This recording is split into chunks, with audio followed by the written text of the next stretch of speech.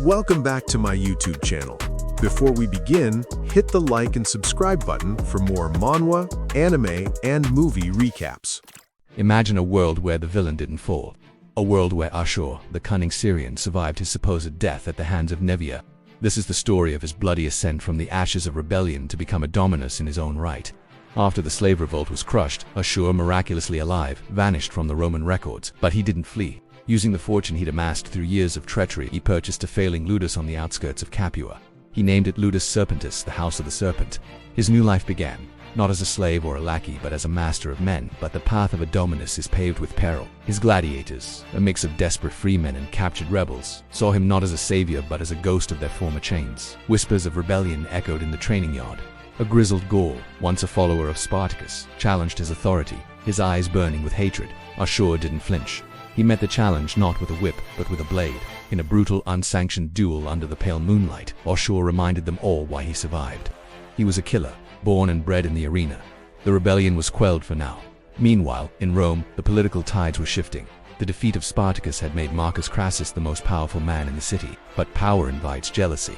The ambitious Gnaeus Pompey Magnus and the rising star Gaius Julius Caesar watched Crassus with envy, seeking any weakness to exploit. Ashur, a known associate of the fallen Batiatus and a man with a murky past, was a perfect pawn.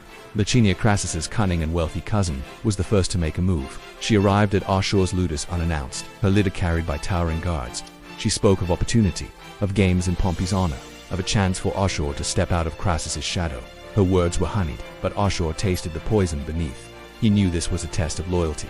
He politely declined, professing unwavering devotion to his patron Crassus. Lucretia left with a serene smile, but Ashur knew he had made a powerful enemy. The threat wasn't just political. One day, returning from a business trip to Neapolis, Ashur was forced to travel the Appian way. The road was still lined with the thousands of crosses bearing the bodies of Spartacus's followers. He saw faces he recognized, men he had fought alongside, and men he had betrayed. The stench of death was a grim reminder of his own mortality and the price of failure. The sight didn't break him, it hardened his resolve. He would never end up on a cross. He would climb so high that no one could ever pull him down. To secure his future, Ashur needed more than just loyalty and brutality. He needed an edge, something no other ludus could offer. He needed a spectacle that would capture the imagination of Rome and make him indispensable. He found his answer in a dusty slave market in Brundisium. Her name was Nemeia, a fierce warrior queen from a distant northern tribe, captured after a legion crushed her people's resistance. She had eyes like chips of flint and a spirit that refused to be broken. Ashur saw not a slave, but a star. He would give Rome its first true female gladiator. The idea was revolutionary, bordering on sacrilege. Training Nemeia was a nightmare. She fought his doctor at every turn, refusing to adopt the stylized combat of the arena.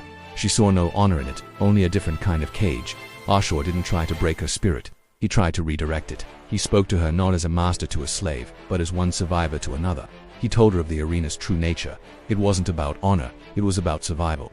Victory in the arena meant fame, fortune, and a power that few could ever dream of. He promised her that if she embraced her new role, she would become a legend. Crassus, hearing of Ashur's audacious plan, was intrigued. Always the pragmatist, he saw the potential for profit and a way to mock the traditionalist elites who supported Pompey. He sanctioned a private exhibition at his own villa. The stage was set. Nemeia would face two veteran gladiators from Crassus's own ludus. It was a test for her and for Ashur. The fight was brutal. The crowd of senators and nobles, initially skeptical, watched in stunned silence. Nemeia moved with a savage grace they had never seen. She wasn't a dancer playing with a sword. She was a whirlwind of death. She disabled the first gladiator with a precise strike to his knee, then engaged the second in a furious duel.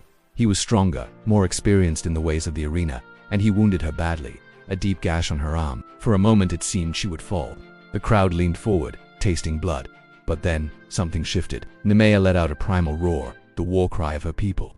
She ignored her wound, her training, and fought with pure, unadulterated fury. She dodged a fatal thrust and, in a move of breathtaking speed, disarmed her opponent and drove her short sword through his chest. Silence then. An eruption of applause led by Crassus himself. He rose, a rare smile on his face. Ashur had delivered. Nemeia, bleeding but victorious, stood over her fallen foe, her chest heaving.